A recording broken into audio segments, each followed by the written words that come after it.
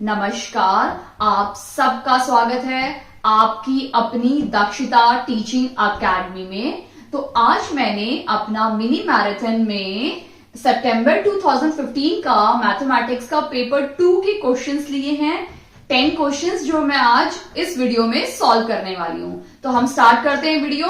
सबसे first question हम देख लेते हैं। सबसे फर्स्ट क्वेश्चन है, इफ ए का क्या, इफ ए हमें दी हुई है वैल्यू 128 इंटू 7 22, हमें बी भी दी हुई है, सी भी दी हुई है और डी भी दी हुई है। ठीक है,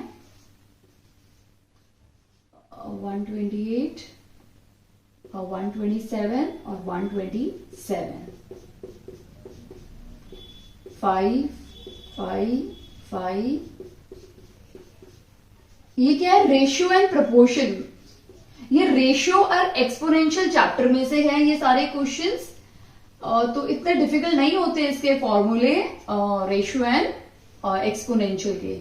मैं आपके साथ एक वीडियो बनाने वाली हूँ रेशियो एंड एक्सपोनेंशियल में, तो आपको ज्यादा पैनिक होने की बिल्कुल जरूरत नहीं है। वो टॉपिक मैं जल्दी ही अपने वीडियोज में कवर करने वाली हूँ। तो ये हमें ABCD की वैल्यूज दी हुई है। हाँ, अभी हमें यहाँ पे निकालना है HCF। मैंने इससे पहले भी अपनी HCF पे एक वीडियो बनाई हुई है जो मैं आपके साथ शेयर करूंगी अपने डिस्क्रिप्शन बॉक्स में, आप जरूर देखना। HCF क्या होता है? Highest common factor. इसका मतलब ये होता है, मैं आपको एक एग्जांपल देके समझाना चाहती हूँ कि HCF कैसे निकालते हैं, फिर आप उसी एग्जाम्पल की हेल्प से इस क्वेश्चन को सॉल्व करने की कोशिश करना अपनी नोटबुक में, और साथ में साथ मैं यहाँ पे भी आपके लिए सॉल्व करूंगी। तो मैं एक एग्जाम्पल ले लेती हूँ। मैं ले लेती हूँ 6 और 2। तो हमें 6 और 2 के बीच में HCF निकालना है। तो 6 के क्या क्या फैक्टर्स होते हैं मैं आपको बता देती हूँ। 2 की टेल में 6 आता है, 2 3 जा 6। फिर अभी 3 तो 2 की टेल में नहीं आता, तो हम ले लेंगे 3 1 जा 3। तो 6 के क्या क्या फैक्टर्स हैं? 2 इंटू 3। ठीक है, मैं इसको इरेज कर देती हूं ताकि आप कंफ्यूज ना हो। अभी हम 2 के फैक्टर्स लिखते हैं, क्योंकि 2 तो 1 ही होता है, तो 2 1 जा 2। अभी इन दोनों में कॉमन क्या क्या है? कॉमन अगर हम देखेंगे तो 2 कॉमन है दोनों में और 1 कॉमन है दोनों में। जब कोई भी दो नंबर में हमें कॉमन टर्म्स निकालते हैं, यानी जो भी दोनों नंबर्स के बीच में कॉमन टर्म्स निकालते हैं, वही हमारा HCF होता है। यानी 2 इंटू 1, 2 1 जा 2। तो 6 और 2 का जो HCF है वो 2 है। आई होप आपको समझ में आ गया होगा कि हमें HCF कैसे निकालना है। जब भी कोई दो नंबर में से जो भी कॉमन टर्म होती है ना दोनों नंबर्स में, उनको आप लिख लो, वो हमारा HCF होता है। आई होप आपको समझ में आ गया है। अब हम इस क्वेश्चन में जो एक्चुअली क्वेश्चन है हमारा, उसमें देखते हैं HCF क्या होगा। अब इस क्वेश्चन का देख लेते हैं क्या सोल्यूशन होगा। मैं ऑप्शंस लिख लेती हूं, A B C और D। 3 3 3 5 7 5 7 5 7 और 5 7। ठीक है, ऑप्शन में क्या है? यहां पे 127 है, 128 22 21 21 21 128 129 और 128। यहाँ पे क्या है? 128 128 और 127 है। ठीक है, ये ऑप्शंस दिए हुए हैं कि इन नंबर्स का HCF क्या होगा। तो सबसे पहले हम HCF, मैंने बताया सबसे लोवेस्ट नंबर देखना है हमें, जिसकी पावर सबसे छोटी होगी वही हमारा HCF होगा।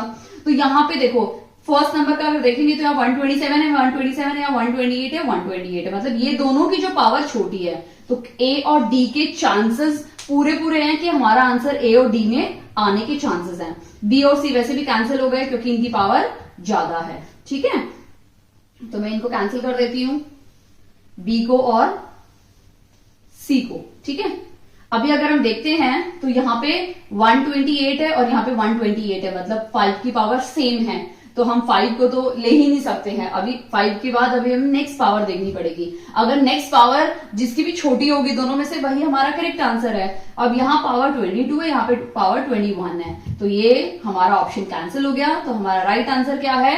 डी, क्योंकि इसमें सभी पावर छोटी छोटी है।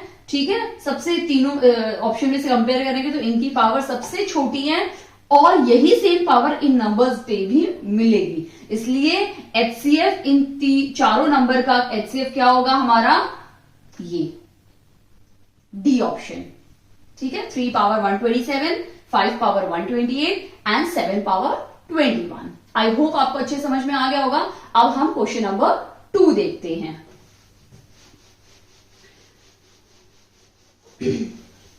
इस वीडियो का मैं डिस्क्रिप्शन बॉक्स में लिंक दे दूंगी, प्लीज आप इसको जरूर देखना, तो आपको अच्छे समझ में आ जाएगा कि एचसीएफ और एलसीएम क्या होते हैं, लघुत्तम और महत्तम होते क्या हैं। ठीक है, अभी क्वेश्चन नंबर 2 में क्या बोला है, द वैल्यू, हमें वैल्यू दी हुई है 3 पावर, ठीक है, यहां क्यूब रूट दिया हुआ है 00 इंटू 3 पावर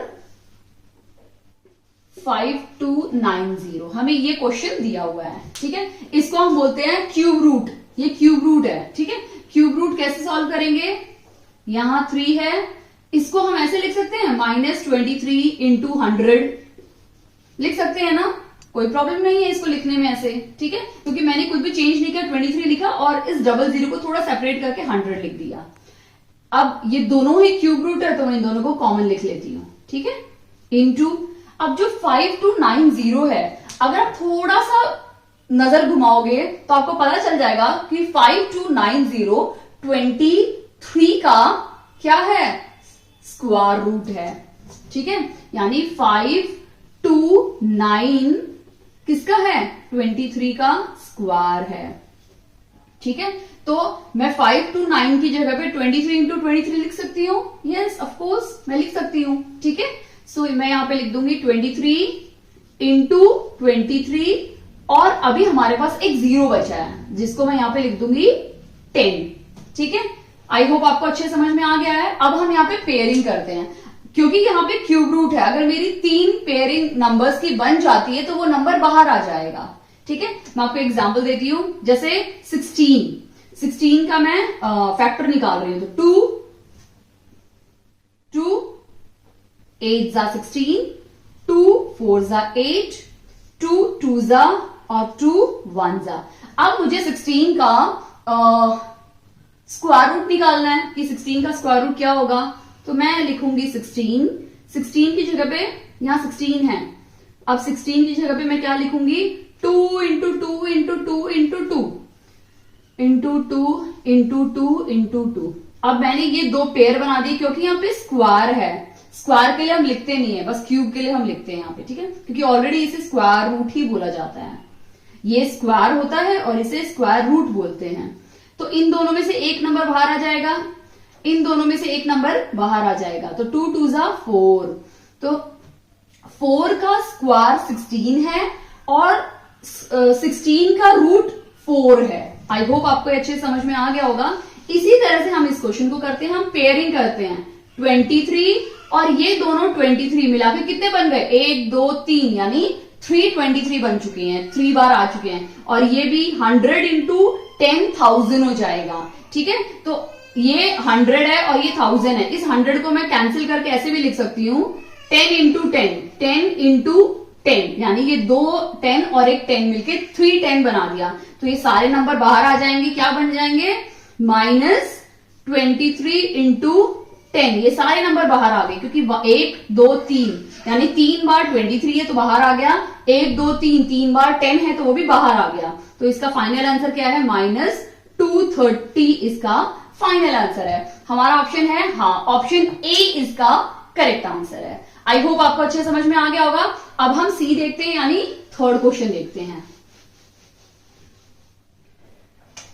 थर्ड क्वेश्चन हमारा क्या है, थर्ड क्वेश्चन हम देखते हैं, द वैल्यू ऑफ, हमें वैल्यू दी हुई है 2a और ब्रैकेट में bc, ठीक है, और नीचे दिया हुआ है 5b और बाहर ac, ठीक है, और इसमें बोला हुआ है कि a की वैल्यू क्या है 2, b की वैल्यू क्या है 3 एंड c की वैल्यू क्या है 0 हमें क्वेश्चन में दी हुई है, हमें इसकी वैल्यू निकालनी है। आपको एक चीज बता दूं, ये फिर से पावर एंड एक्सपोनेंशियल का फॉर्मूला आ गया। अगर a पावर x है और बाहर y है, इस तरह से अगर कोई भी नंबर है, पावर्स, एक पावर अंदर की तरफ है, एक पावर ऑफ, इस ब्रैकेट का मतलब होता है मल्टीप्लीकेशन।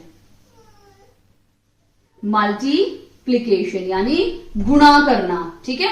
तो मैं इन दोनों को क्या करूंगी, मल्टीप्लाई कर दूंगी, तो a x इंटू वाई हो जाएगा, ठीक है। अगर कोई भी नंबर है, सपोज a 2 और बाहर 3 है, तो ये दोनों मल्टीप्लाई हो जाएंगे, तो a 2 इंटू 3 यानी 3 2 जा 6, तो a पावर 6 हो जाएगा। वही फॉर्मूला हम यहां पे लगाएंगे,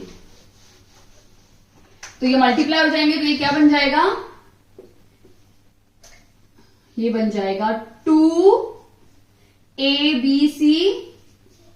और 5bac, ठीक है। अभी a 2 बोला है, ठीक है, तो मैं वैल्यूज डाल देती हूं। 2a क्या है, 2 इंटू 3 इंटू 0, और नीचे 5 क्या है, 3 इंटू 2 इंटू 0। अब 0 से कोई भी नंबर मल्टीप्लाई होगा तो हमें 0 ही आंसर मिलेगा, तो ये 0 हो जाएगा, तो 2 पावर 0 अपॉन 5 पावर 0। ये भी आपको एक चीज याद रखनी है कि एक्सपोनेंशियल में अगर कोई भी नंबर 2 पावर 0 है या 3 पावर 0 है, तो उसका आंसर हमेशा 1 होता है, 0 नहीं होता है, क्योंकि 2 ही पावर 0 इज 1। तो ये क्या हो जाएगा 1, और ये भी क्या हो जाएगा 1, तो इसका आंसर राइट क्या है, 1 इज द राइट आंसर, यानी ए ऑप्शन इसका सही उत्तर है। तो ये आपको हमेशा याद रखना है कि कोई भी नंबर, सपोज हम x एक नंबर ले लेते हैं, उसका पावर अगर 0 है तो उसका आंसर हमेशा क्या होगा, 1 होगा। आपको ये चीज याद रखनी। कई बार क्या होता है, एक्सपोनेंशियल के बड़े बड़े नंबर्स दिए होते हैं पावर्स में, बस क्या करना होता है, हम पावर देख के घबरा जाते हैं, नहीं सॉल्व करते, अटेम्प्ट नहीं करते हैं, कुछ भी नहीं करना, पावर्स को ऐड करके देखो, क्या पता आपका आंसर 0 आ जाए। अगर 0 आ गया तो आपका अल्टीमेटली आंसर 1 हो जाएगा। अभी हम क्वेश्चन नंबर 4 देखते हैं। आई होप आपको क्वेश्चन नंबर 3 में कोई भी डाउट नहीं होगा। अगर इन बिटवीन आपको किसी भी क्वेश्चन में डाउट होता है तो प्लीज मुझे कमेंट सेक्शन में कमेंट करके जरूर बताइए। अभी हम देखते हैं question number 4। The value of, देखो क्वेश्चन में दिया हुआ है, the value of 4 plus 4 upon 10 plus 404 upon 100 plus 444 upon 1000 plus 4 upon 10,000, ठीक है। ये हमें वैल्यू दी हुई है। अभी हम क्या करेंगे, इसकी हमें सॉल्यूशन निकालना है। तो अभी यहां मैं सॉल्व करती हूँ। 4 का तो 4 ही रहेगा, प्लस ये 4 अपॉन 10 है, बहुत सिंपल है, जिनको थोड़ा सा देख के घबराहट होती है, तो ये 4 अपॉन 10 है, ठीक है। हमेशा पता है जो न्यूमरेटर वैल्यू होती है वो अंदर की तरफ जाती है, और पहले ऊपर वाले की बारी आएगी तो वो अंदर चला जाएगा और दूसरा 10 बाहर आ जाएगा, ठीक है।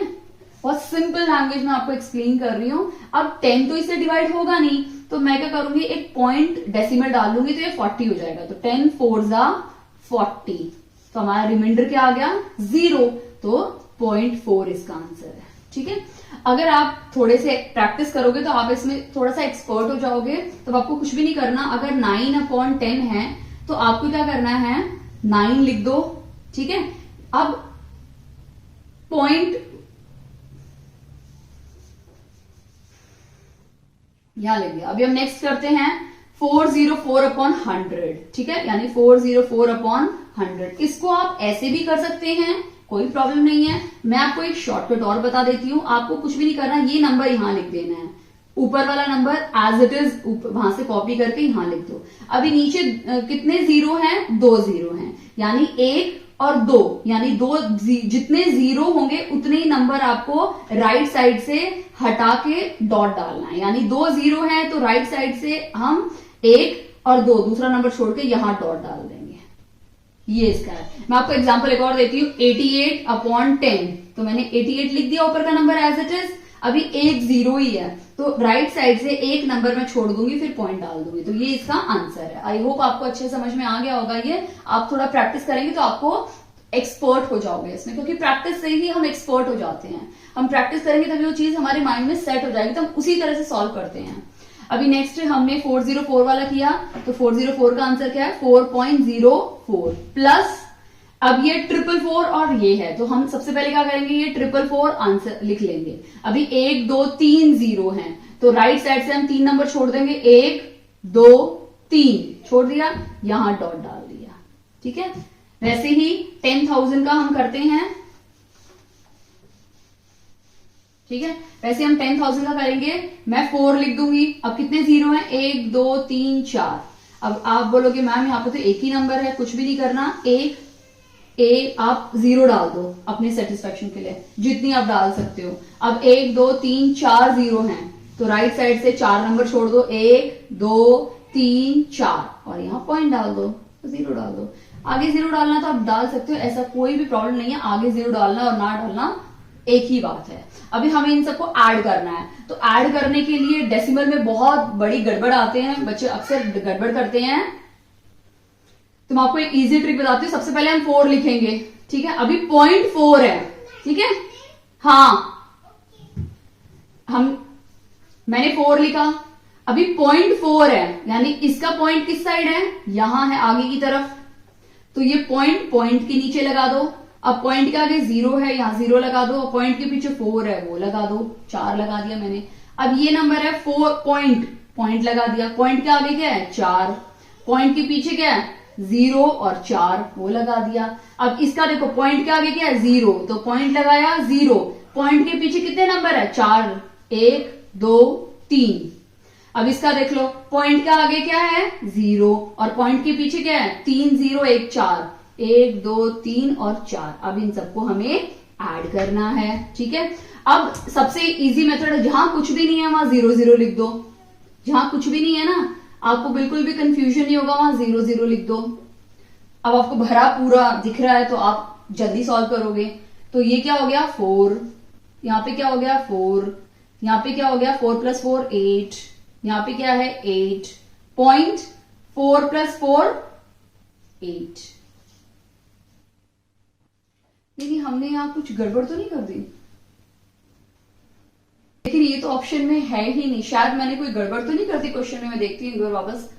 ओके, तो यहां मैंने गड़बड़ कर दी, यहाँ 44 था और मैंने सिर्फ 4 लिखा, तो उसकी वजह से मेरी गड़बड़ हो गई। 44 होगा तो 4.4 हो जाएगा, तो यहाँ पे क्या आ जाएगा 4.4, ठीक है। तो 8 हो गया, 4 8 और 12, तो यहाँ पे आंसर आ जाएगा 12, यानी आंसर है 12.8844 या, तो सी इसका सही उत्तर है, ठीक है। तो इस तरह से आपको थोड़ा सा प्रैक्टिस करेंगे तो ये चीजें हो जाती हैं, ज्यादा डिफिकल्ट बिल्कुल भी नहीं है डेसिमल के साथ।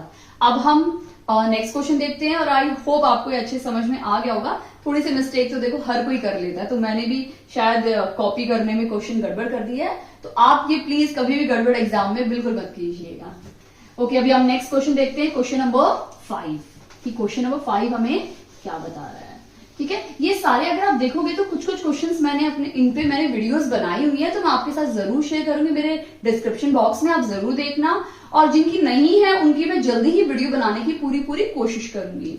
अभी हम देखते हैं क्वेश्चन नंबर 5।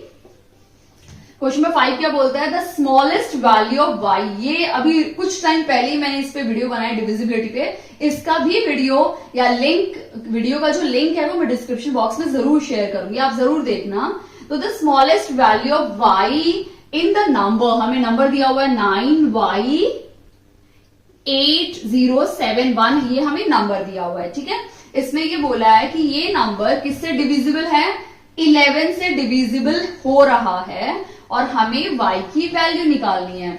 अगर आपको याद हो तो 11 की डिविजिबिलिटी क्या थी, 11 की डिविजिबिलिटी क्या थी कि हम ऑल्टरनेटिव नंबर्स लेते हैं, ठीक है। हम क्या करेंगे, ऑल्टरनेटिव नंबर्स को सब्ट्रैक्ट करके देखेंगे, अगर सब्ट्रैक्ट करने पर उसका आंसर 11 या 0 आ रहा है तभी वो नंबर 11 से डिविजिबल है। बट इस क्वेश्चन में तो ऑलरेडी बोला हुआ है कि 11 से डिविजिबल है, मतलब 11 से इजीली डिवाइड हो रहा है, हमें तो y की वैल्यू निकालनी है। तो लेट्स स्टार्ट द क्वेश्चन। सो 9 + 8, देखो ऑल्टरनेटिव मैंने छोड़ के नंबर लिया है 7, ठीक है। और सेकंड क्या होगा, y + 0 + 1, y + 0 + 1। अभी 9 8 और 7, इसका सोल्यूशन क्या हो जाएगा हमारा 24, और y + 1 तो ये हो जाएगा y प्लस 1। अब हमें इन दोनों को सब्ट्रैक्ट करके देखना है, तो 24 माइनस y प्लस 1। अब जब हम ब्रैकेट ओपन करेंगे तो ये जो प्लस है ये भी माइनस हो जाएगा, तो 24 माइनस वाई माइनस 1, 24 माइनस 1 क्या हो जाएगा 23 माइनस 1। अब हमें y की वैल्यू निकालनी है। अब आप खुद बताइए कि अगर इसका आंसर 11, 22, 33 में से कोई आंसर आता है तो ही वो 11 के डिविजिबल होगा। अब ऑलरेडी क्वेश्चन बोला होगा कि 11 की टेबल में वो जा रहा है, ये नंबर 11 से डिवाइड हो रहा है, तो हमें 22 मिल जाएगा, तो पता भी चल जाएगा। तो y 22 बनाने के लिए y को हमें क्या करना है, y की क्या वैल्यू पुट कर सकते हैं 1। हम ऐसी क्या वैल्यू ले जिससे हमें 22 मिले, वो है 1। ठीक है, तो 1 इज द करेक्ट आंसर, यानी A इसका सही उत्तर है। आई होप आपको अच्छे से समझ में आ गया होगा, और मैं वीडियो भी जरूर शेयर करूंगी डिस्क्रिप्शन बॉक्स में, आप जरूर देखना। अभी हम नेक्स्ट क्वेश्चन देखते हैं, क्वेश्चन नंबर 6 देखते हैं। क्वेश्चन नंबर 6 क्या है, क्वेश्चन नंबर 6 में दिया हुआ है कि 14.96 into 10 to the power 10 minus 3.84 into 10 to the power 8। अब इसको हमें एक स्टैंडर्ड फॉर्म में एक्सप्रेस करना है। स्टैंडर्ड फॉर्म का मतलब ये होता है कि जब इस तरह से हम कोई भी नंबर लिखते हैं उसे हम स्टैंडर्ड फॉर्म बोलते हैं। अब मैं आपको बताती हूँ कि स्टैंडर्ड फॉर्म में क्या होता है एग्जैक्टली। स्टैंडर्ड फॉर्म का मतलब होता है 1 पॉइंट समथिंग समथिंग कोई वैल्यू होगी इनटू कोई भी पावर होगी, उससे बोलते हैं हम स्टैंडर्ड फॉर्म। ठीक है, तो हमें इसको एक स्टैंडर्ड फॉर्म में रिप्रेजेंट करना है। तो हम देखते हैं इसका सही उत्तर क्या होगा। 14.96 इंटू 10 टू द पावर 10 है, और यहां पावर क्या है 8 है, तो हम कोशिश करेंगे कि ये दोनों पावर सेम हो जाएं। तो इसको हम क्या करेंगे 10 टू द पावर 10 बना देते हैं। तो मैं इस क्वेश्चन में क्या करूंगी, देखो मैथ्स में ऐसी चीजें होती हैं कि अगर आपको किसी क्वेश्चन को चेंज करना है, थोड़ा सा मॉडिफाई करना है, तो आप उसमें कोई भी चीज ऐड भी कर सकते हैं और सेम टाइम सब्ट्रैक्ट भी करनी होती है आपको, या आप किसी भी नंबर को मल्टीप्लाई भी कर सकते हैं, एट द सेम टाइम उसको डिवाइड भी करना है उसी नंबर से, अगर आपको कभी भी क्वेश्चन में चेंजेस करने हैं। ठीक है, तो उससे कोई प्रॉब्लम नहीं होगी, आप कर सकते हो। तो अभी उसी वैसा ही वही रूल मैं अप्लाई कर रही हूं यहाँ पे, इंटू 10 टू द पावर 8। अभी क्योंकि मुझे इसको 10 बनाना है, तो मैं क्या करूंगी मल्टीप्लाई एंड डिवाइड बाई 100 करने वाली हूं मैं। ठीक है, यानी मैं 100 से मल्टीप्लाई और डिवाइड करूंगी।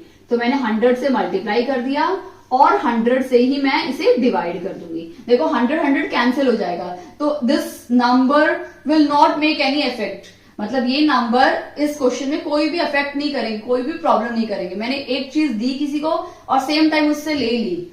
अब जैसे मेरे पास 5 रुपए हैं, ठीक है, मेरे पास 5 रुपए है, मेरे किसी दोस्त ने आके बोला कि यार 5 रुपए दे दे, कुछ जरूरी काम या एक पेन या पेंसिल लेना है मुझे, मैंने दे दी। अब जब उसने वो पेन पेंसिल ले ली, लिखने लगा, उसने देखा मेरे बैग में तो 5 रुपए हैं, तो उसने मुझे वो लौटा दिए। तो इससे कोई फर्क पड़ा कि मुझे पेन पेंसिल उसने मेरे रुपए से खरीदी थी, वही 5 रुपए मुझे तो वापस मिल गए हैं, तो वो उसी के थे वो। ठीक है, तो इस तरह से आप इसको दिमाग में रखिए। अभी 14.96 into 10 to the power 10 minus, अब ये जो है ना 10, इस 100 को हम इससे डिवाइड कर देते हैं। जब इसे डिवाइड करेंगे तो ये यहां है, ठीक है, कितने जीरो हैं 2 जीरो हैं, तो यानी 2 नंबर शिफ्ट हो जाएगा राइट साइड से, 1 और 2। तो ये जो डेसिमल है वो 1 और 2 यानी यहां शिफ्ट हो जाएगी। आपको समझ में आया ना अच्छे से। तो ये जो डेसिमल है वो यहां पे आ जाएगी, इंटू ये 10 8 है और ये 1 2 यानी 8 9 10, ये हो जाएगा 10।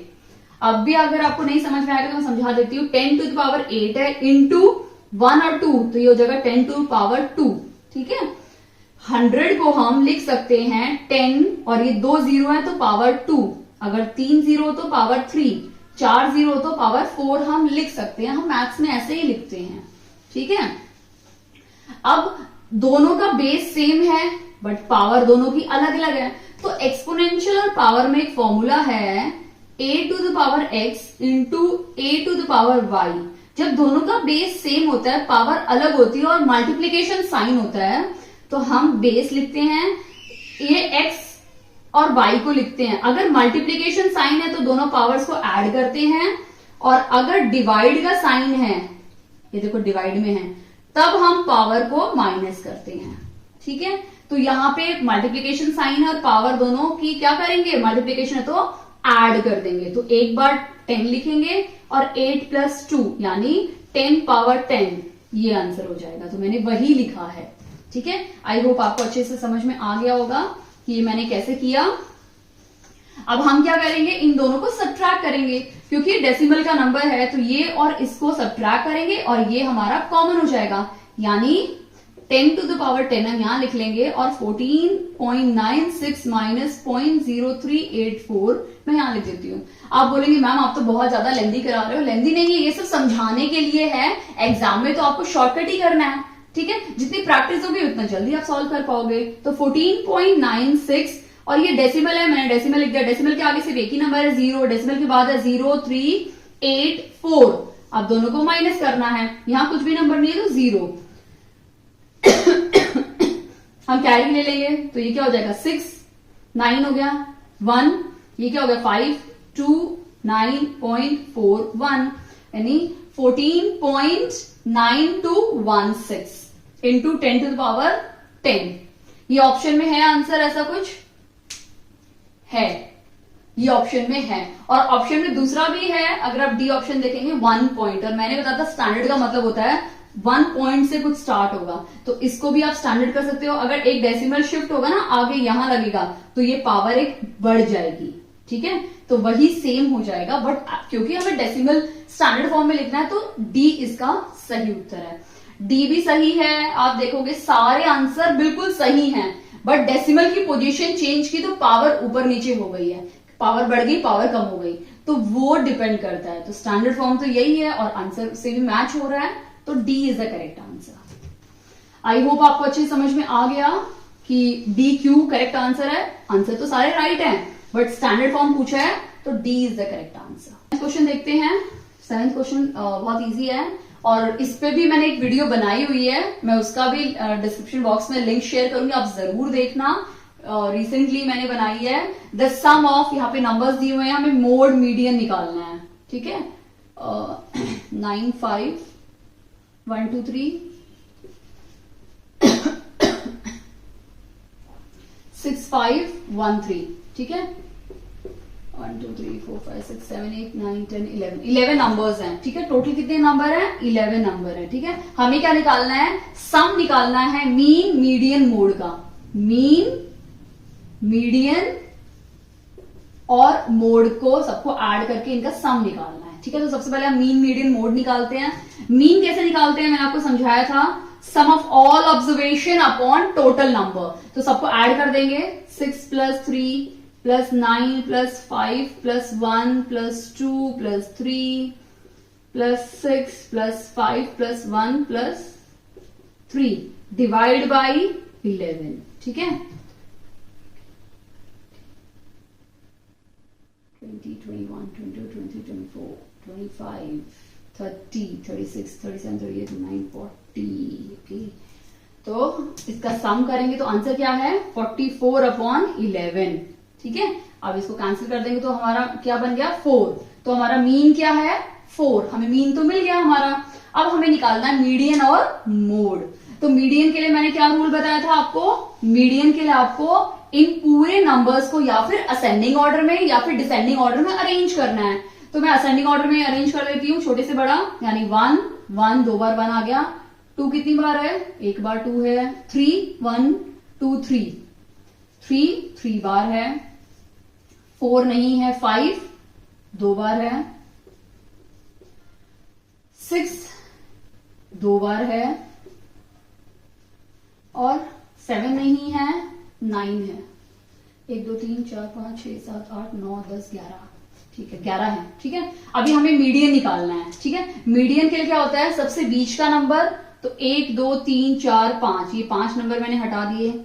1 2 3 4 5, ये 5 नंबर भी मैंने हटा दिए। बीच का नंबर क्या बचा 3। तो मीडियन क्या हो गया 3। ठीक है, मोड क्या है, मैंने आपको बताया था मोड जो नंबर बार बार लगातार रिपीट होता है, यानी यहाँ पे सबसे ज्यादा नंबर क्या है 3 है। तो 3 क्या है हमारा मोड, ठीक है, तो मोड क्या है 3। अब हमें इन तीनों को सम निकालना है, यानी 4 + 3 + 3 यानी 4 5 6 7 8 9 10 10 is the correct answer. Option में है 10, राइट। सो ए इसका सही उत्तर है 10। आपको अच्छे समझ में आया है, ठीक है। अभी हम नेक्स्ट क्वेश्चन देखते हैं। प्लीज अगर कोई भी डाउट हो तो प्लीज मुझे कमेंट सेक्शन में कमेंट करके जरूर बताइए। मैं कोशिश करूंगी कि उसका सोल्यूशन आपको डिटेल्स में दूं या उस पर कोई वीडियो बना के आपके साथ शेयर करूं। अभी हम नेक्स्ट क्वेश्चन देखते हैं, क्वेश्चन नंबर 8, ठीक है। 8th हम क्वेश्चन देख लेते हैं। अब 8th क्वेश्चन हम देखते हैं, नेचुरल नंबर्स यानी 4 से लेके 15 तक के नंबर, यानी 4 5 6 7 8 9 10 11 12 13 14 15, ठीक है। तो नेचुरल नंबर बोला है 4 to 15 are written on different different slips. ये सारे एक एक स्लिप में लिखे हुए नंबर्स, ठीक है। और उसको मिक्स करके वेल शफल करके एक टम्बलर में डाल दिया और रेनू को बोला कि उसमें से हाथ डाल के तुम्हें प्राइम नंबर्स निकालने हैं, रैंडमली बिना देखे प्राइम नंबर्स निकालने हैं, ठीक है। तो टोटल का फॉर्मूला क्या है, नंबर ऑफ फेवरेबल आउटकम। मैं लिख देती हूं आपके लिए, प्रोबेबिलिटी का फॉर्मूला है number of favourable outcome upon total number of outcome. Total number of outcome क्या है हमारे 12, तो ऑलरेडी क्वेश्चन में दिया हुआ है। अब हमें प्राइम नंबर्स देखने हैं। अब इन सब में से प्राइम नंबर्स क्या हैं, 5 7 11 और 13, यानी सिर्फ 4 ही प्राइम नंबर्स हैं, ठीक है। तो प्राइम नंबर्स कौन कौन से हैं, 5 7 11 एंड 13। तो इसकी प्रोबेबिलिटी क्या हो जाएगी, नंबर ऑफ फेवरेबल आउटकम कितने हैं 4, तो प्रोबेबिलिटी क्या है 4/12 यानी 1/3। तो 1/3 क्या है हमारी probability of getting prime numbers. अब अगर आपको ये नहीं पता कि प्राइम नंबर्स क्या होते हैं तो उस पर भी मैंने एक वीडियो बनाई है, उसका लिंक भी मैं डिस्क्रिप्शन बॉक्स में डाल दूंगी, उसको जरूर देखना, आपको बहुत अच्छे समझ में आ जाएगा, ठीक है। और स्टिल अगर डाउट है तो प्लीज मुझे कमेंट सेक्शन में कमेंट करके बताइए। तो आई होप इसका सही उत्तर है सी। आई होप आपको अच्छे समझ में आ गया होगा। इसका क्वेश्चंस काफी इजी थे 2015 में, बट वही बात होती है, next time all an average इसका हमेशा रहता है। अभी हम देखते हैं क्वेश्चन नंबर 9, ठीक है। अभी तक मैंने कोई कंपाउंड इंटरेस्ट पे कभी कोई वीडियो नहीं बनाई, बट जल्दी ही मैं एक कंपाउंड इंटरेस्ट और सिंपल इंटरेस्ट पे एक वीडियो बनाने वाली हूं, तो आप जरूर देखना। अ सम ऑफ मनी, हमेशा याद रखो कंपाउंड इंटरेस्ट में सम का मतलब क्या होता है, प्रिंसिपल, ठीक है।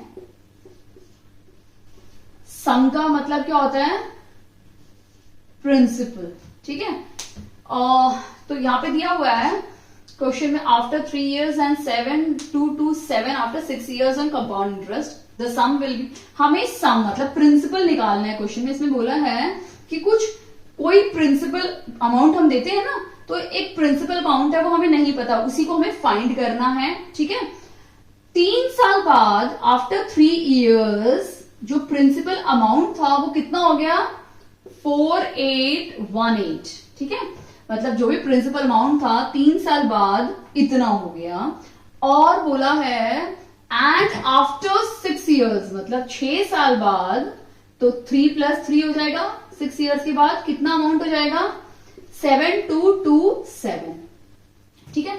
एक प्रिंसिपल अमाउंट है वो हमें नहीं पता, उसी को हमें फाइंड करना है, ठीक है। इसको हमें फाइंड करना है। 3 साल के बाद ये इतना अमाउंट हो गया और 6 साल के बाद यानी 3 + 3 साल के बाद ये कितना अमाउंट हो गया 7227। हमें प्रिंसिपल निकालना है।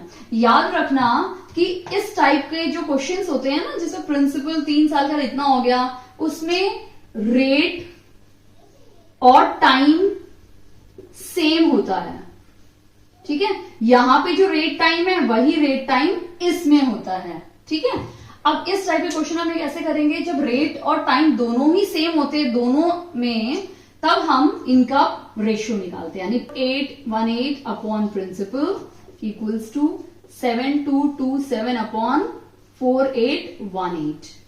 ठीक है, प्रिंसिपल का मतलब this upon this and this upon this, जो रेशियो होगा ना दोनों का वो सेम होगा, क्योंकि दोनों केस में रेट और टाइम सेम है। ठीक है, तो प्रिंसिपल हम कैसे निकालेंगे, 7227 इंटू 4818, सॉरी मैंने थोड़ा गड़बड़ कर दी, सॉरी। प्रिंसिपल हो जाएगा, क्योंकि हम क्रॉस मल्टीप्लाई करेंगे ना, तो ये प्रिंसिपल इससे मल्टीप्लाई होगा और ये इससे मल्टीप्लाई होगा, तो 4818 इंटू 4818 डिवाइड बाई 7227, 2 से कैंसिल करोगे तो इसका सही उत्तर है प्रिंसिपल 3212। जब हम इसको कैंसिल करेंगे ना तो हमें आंसर मिल जाएगा 3212, इसका करेक्ट आंसर, इसका मतलब सी इसका सही उत्तर है। आई होप आपको ये क्वेश्चन अच्छे से समझ में आ गया होगा। तो फर्दर मैं वीडियो बनाऊंगी कंपाउंड इंटरेस्ट और सिंपल इंटरेस्ट पे, और आपको समझाऊंगी कि कंपाउंड इंटरेस्ट और सिंपल इंटरेस्ट होते क्या है और इनमें क्या डिफरेंस है। अब हम नेक्स्ट क्वेश्चन देखते हैं, हमारा next question and last and final question number 10। ठीक है, क्वेश्चन नंबर 10 में क्या बोला है कि if the weight of 18 sheets हैं, A4 साइज लगा लो या B4 साइज लगा लो, A4 साइज की लगा देते हैं हम लोग। If the weight of 18 sheets of paper, अगर 18 शीट कितने वेट की है, 50 ग्राम बोला है। ठीक है, 18 शीट का जो वेट है वो 50 ग्राम है, तो 3/4 kg में कितनी शीट्स आएंगी। तो सबसे पहले मैं आपको बता दूं कि ये मिक्स्ड फ्रैक्शन है, इस पे भी मैंने वीडियो बनाई हुई है, mixed fraction, improper fraction and proper fraction, आप जरूर देखना, मैं लिंक श्योर शेयर करने वाली हूं। तो ये जो है ना, ये मिक्स्ड फ्रैक्शन है, हमें इस मिक्स्ड फ्रैक्शन को इम्प्रॉपर फ्रैक्शन में चेंज करना है। तो कैसे करेंगे, डिनोमिनेटर एज इट इज लिख देते हैं। अब ये जो डिनोमिनेटर है और इस नंबर को, जो साइड में नंबर, इन दोनों को मल्टीप्लाई करते हैं, यानी 4 इंटू 3 प्लस न्यूमरेटर को हम ऐड करते हैं, तो 4 3 ज़ा 12 प्लस 3 15/4 kg। आई होप आपको ये समझ में आ गया है। अब मैं आपको समझाती हूं बहुत सिंपल तरीके से। अगर 50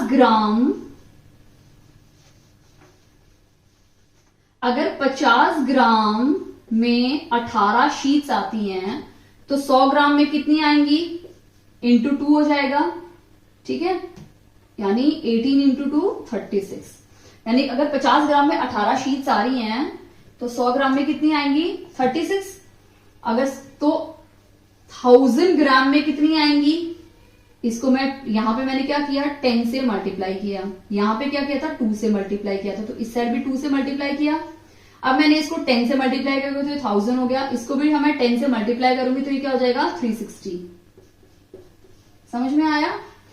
अब 1 kg में कितना ग्राम होता है, 1000 ग्राम होता है। ठीक है, तो ये 1000 ग्राम क्या हो जाएगा, 1 kg, यानी 1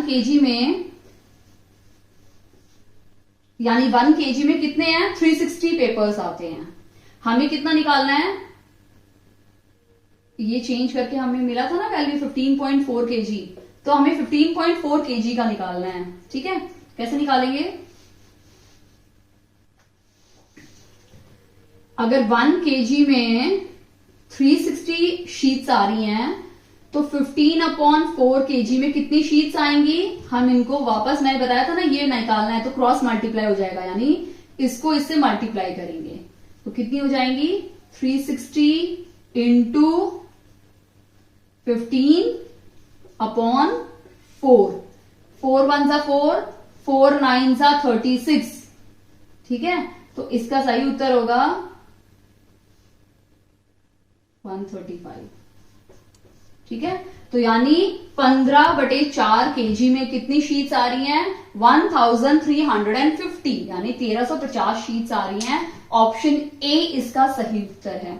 आई होप आपको ये क्वेश्चन अच्छे समझ में आ गया होगा। अगर कोई भी डाउट है तो प्लीज, मैं बार बार रिपीट कर रही हूँ, आप कमेंट सेक्शन में कमेंट करके बता सकते हैं मुझे, मैं आपके डाउट क्लियर करने की पूरी कोशिश करूंगी। और अगर आपको ये वीडियो अच्छा लगा हो और आप चाहते हैं मैं इस टाइप के और मिनी मैराथन्स लेके आऊं विद कंप्लीट सोल्यूशन, तो प्लीज इस वीडियो को लाइक कीजिए, चैनल पे नए हैं तो प्लीज चैनल को सब्सक्राइब कीजिए और अपने फ्रेंड्स, नेबर्स और प्लीज फैमिली के साथ शेयर कीजिए। Thank you.